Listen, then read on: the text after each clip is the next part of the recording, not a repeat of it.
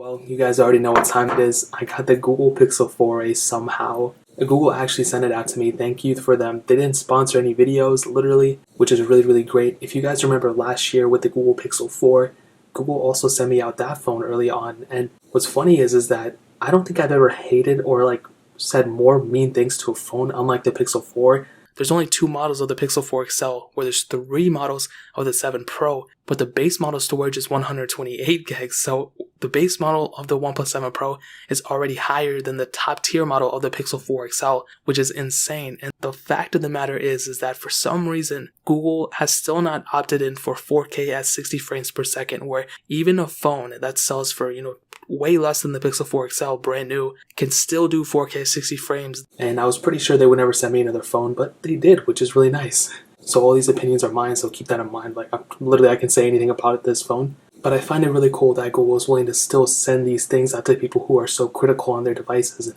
if this phone is trash, I'll definitely say it. But the great thing about this phone is that it is $350 as a starting price, which does undercut the iPhone SE 2 and also the OnePlus Nord. So you do have to keep that in mind. You have to keep the price of the phone in mind. So thickness wise, you guys don't care. Let me just go ahead and unbox it. As you guys know, I'll be doing a ton of comparisons coming up. So let's go ahead and unbox this bad boy like so. It takes a while for these things to come out. There we go. And immediately we see that this color of this phone is actually really nice. I know it's kind of hard to see because it's completely black. Let me go ahead and take this out for you weirdos. Now I'll go ahead and power up this phone for the time being and just put it to the side. So the power button is up here, and I'll talk about the phone very briefly in a second.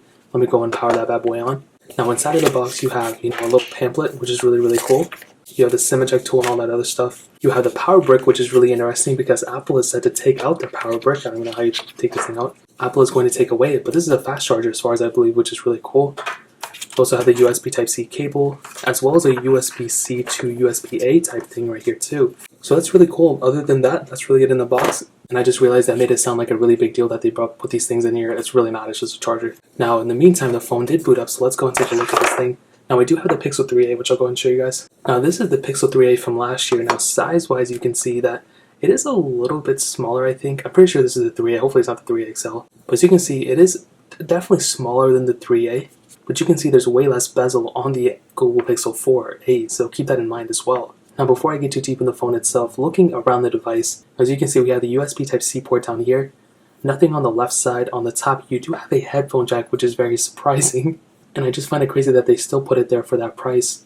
On the right side, you do have the power buttons. Now, they don't really feel like the best power buttons in the world, so keep that in mind.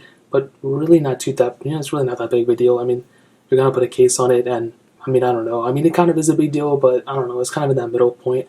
Nothing else on the sides. And on the back, you can see single camera setup and the flash up top. But the way they put it on there, it honestly doesn't look like a single camera setup. I know it looks so weird, but that's honestly kind of funny, kind of quirky. I wish it had more than one camera sensor, but for $350, I would still rather take one really good camera than like 3 cameras that has like a 1 megapixel ultra wide and like whatever. And as you can see, you do have that single camera setup up top, which I think is a huge step up coming even from the Pixel 4 series. Like the fact that the Pixel 5 will probably also have some type of technology like this, is going to be really cool for a phone that's completely stock Android. Now I'll go ahead and quickly go through this whole entire setup so I don't have to log in or anything. And so far, it really doesn't seem too slow.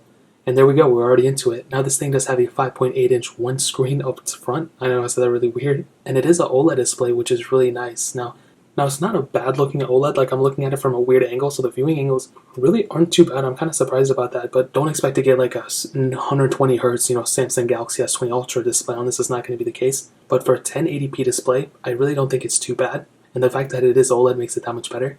You are getting that Qualcomm Snapdragon 730 processor in here, so keep that in mind, an octa-core CPU and Adreno 618 GPU. Now there's only one storage model, the 128 gig model with 6 gigs of RAM. So that might be the only issue is the storage. You know what that it is? That it is a lower storage. There's no micro SD card slot in here, so you're kind of stuck there. But again, I think Google purposely makes these phones so that they can go ahead and push more people to buy Google Drive. I honestly think that's what it is. Performance-wise, I honestly don't have an opinion on it. Keep a lockdown on the channel though, because tomorrow I'm going to be making a ton of comparisons probably.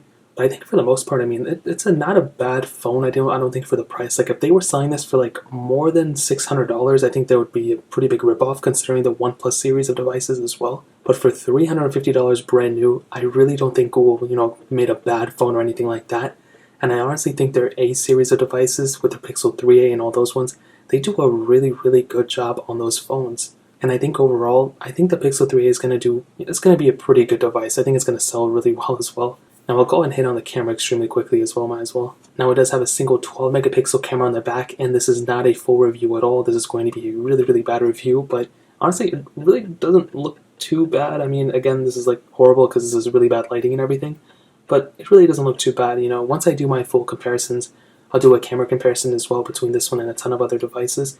But you do have the capability, as far as I know, of shooting 4K video. And I think I take that back. I think it only taps out at 1080p, but let me go ahead and try this out real quick. So as you can see, I go ahead and tap on here. Let me go ahead and tap on this. So as you can see, I go and tap on this, and I think it only gives me, so I am able to shoot 4K video, so that's really important. On the spec sheet, it says it's only able to do, okay, I see it now, it's able to do 4K. I don't know what the heck I was looking at. So you do have the capability of shooting 4K video on here, which is really, really cool. And I'm curious to see how it compares to the Samsung Galaxy S20. Obviously, it's not going to, probably the S20 is going to be better. But more specifically, the Pixel 3a as well as the iPhone SE2. I feel like those two phones, maybe the OnePlus Nord as well, those are three phones that this phone is going to be heavily compared to.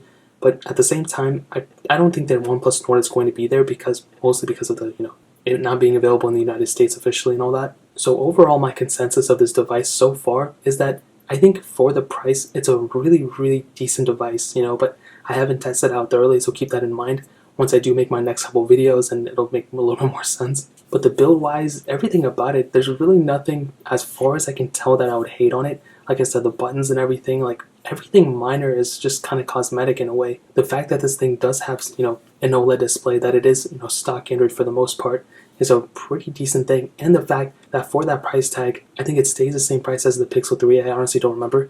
But the fact that this thing still has, a hole punch display is really, really surprising. I mean, back in the day, remember when the S10e just last year, when that phone came out, that thing was like mind-boggling in a way, and that was a flagship at the time, and we still have hole punch displays. If you look at this phone, and if you look at a phone like a Galaxy S20, you probably, you could tell some difference, but without holding it, they would look kind of the same. Obviously, the S20 is a better phone, but this one is pretty surprising for what you're getting. Now, I don't want to hype it up too much because I haven't tested it out thoroughly, and it's going to sound like Google paid me to say this, so I'll save my final judgment for when I do a full review after all my comparisons so I can get a better idea of it. But for the price, I don't think it's really that bad, to be honest, so that really pretty much covers it. If you guys have any questions or anything, let me know in the comment section below.